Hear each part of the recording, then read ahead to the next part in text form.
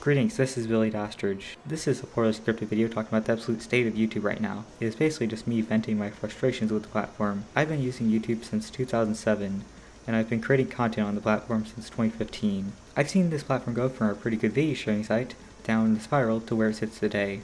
I'm disappointed in this website. I want to improve as I have deep connections to this site, but the culmination of events that has happened on YouTube, especially very recent events, has made me lose faith in this platform. This video won't be diving into the recent Actman QDP situation, but it is what finally sparked me to make this video. I will briefly be touching on some of it now. The Actman had his The Dark Side YouTube video taken down due to nudity and sexual content for a cucumber joke. You're not going to demonetize the video or even age restrict the video? Those decisions would make sense. But no, you're going to straight up take it down for an insignificant part of the video. At least give them the option to remove it. YouTube Studio has a built-in editor after all. While it is not that advanced, you can still use it to cut out portions of the video.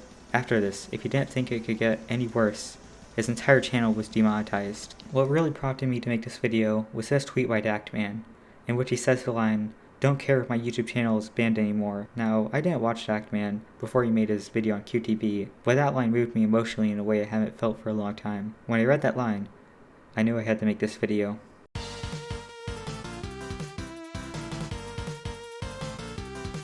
YouTube has made a lot of confusing changes over the years. For example, your likes are automatically set to private. Oh my god, bro. This didn't used to be the case, but for some reason they decided they should. Speaking of likes, let's talk about dislikes. I consider dislikes to be an essential part of engagement on YouTube. YouTube removing dislikes would be the equivalent of losing sight in one eye. Sure, you can still see in one eye, but it doesn't give the viewer, in this case you, quite the same experience. So when YouTube removed dislikes, it made me and a lot of the YouTube community furious, but YouTube stuck with their decision. I have strong feelings. Sure, dislikes are still technically visible, if you're the creator of the video that is. So yeah, another means of user expression, gone. Here's another pointless layout change. YouTube made subscription counts abbreviated because of minimalism, and probably James Charles. It also makes the sub counts on channels with less than 10,000 subscribers look ridiculous. Speaking of subscriptions, they messed that up too. Viewers weren't getting notified when the creators they subscribed to upload new videos, so YouTube, in a brilliant move, added the bell icon. So now if you're subscribed to a channel, you'd have to hit the bell icon to actually get every single notification. YouTube, did you forget the purpose of the subscribe button? If I subscribe to a channel, I want to see all their videos when they come out, not just some. YouTube also recently removed the ability to sort by oldest on mobile. I can't wait till this ends up on desktop. Welcome to the future! Who cares about old content on YouTube? Now if you want to see how a YouTuber you watch started out, you have to scroll all the way down past potentially thousands of videos. For my channel it's pretty easy to scroll all the way down as I have very few videos on this channel. But for a gaming channel that's been posting consistently for a decade, good luck. There's a lot of bad changes I'm simply not going to mention. I'm simply typing down what comes to my head. Plus, I don't want this video to be ridiculously long. If you want a much better video on how YouTube has been on a downward spiral, I recommend this video by Lemon. One recent change they made to the layout on desktop is just, why? Look at this. Look at this. YouTube, are you trying to be like TikTok? Oh yeah, they absolutely are, never mind, shouldn't have asked. Why innovate when you can choose to copy your competitors? This isn't the first time they've done this. Google Plus and YouTube Stories. Now it's time to talk about the big one, demonetization.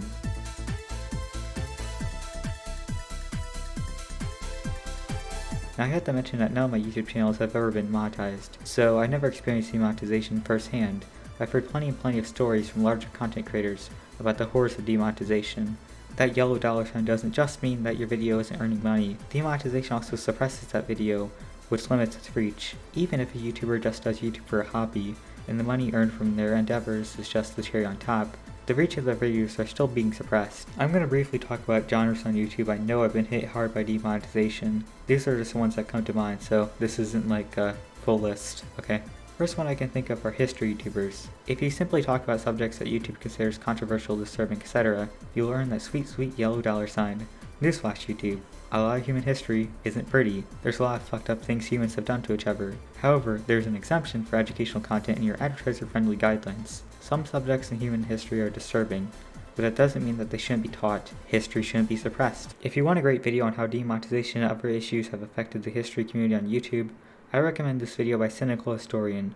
I also know of plenty of horror story narration channels that have had their channels completely demonetized for reused content. However, if you actually sit down and watch their videos, each video is clearly different. A different story is being told in each one, Recently, a horror story narration channel known as Being Scared had their channel completely demonetized. The decision was reversed, but the fact that this happened at all, and this kind of stuff has continuously happened to many horror narration channels, is a cause for concern.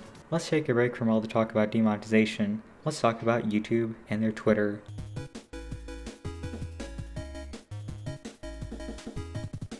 It is a well-known fact at this point that if you have a problem on YouTube, the best way to get YouTube's attention is to whine on Twitter. The fact that you have to use another social media platform to maybe get in contact with YouTube is just pathetic. If they do respond, it's usually just a copy and paste response. If they don't respond, lamau. You're kinda screwed. If you don't have a Twitter with that many followers to rally behind you, you're screwed. Oh hey, this is the part where I plug my Twitter. If nothing else works, just tell YouTube that you're having some issues with YouTube Premium, and they'll respond immediately. It's pretty much a meme at this point. One of the best ways that people have found to get YouTube to kind of pay attention to you when you tweet things like this, just simply tweet like @YouTube, hey, I'm having trouble with my YouTube Premium, #JusticeForActman. Suddenly when they believe it affects their bottom line, that's when they actually seem to care. Speaking of YouTube's Twitter, let's see some epic tweets that they're making. They're totally not just for good PR. Here's to celebrating the LGBT+ community and creators this June. To show their gratitude towards LGBT+ creators, they will financially sandbag your videos if you talk about LGBT+ issues.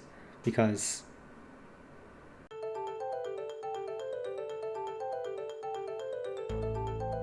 When did YouTube start going on a downward spiral? When did YouTube die? Depending on the person you ask, you could get wildly different results. YouTube removing the broadcast yourself slogan, the apocalypse, when indie and record label T-Series surpassed independent content creator PewDiePie. Again, it ranges wildly. I cannot tell you a specific date. It's a lot like Rob Consalvi's Ships and Arches painting. When do the arches end? When does the ship appear? I believe YouTube's downward spiral is a culmination of events over the years. It may not be recognizable initially, but at the end, it is clear as day. This is the absolute state of YouTube. I'll see you in the next video.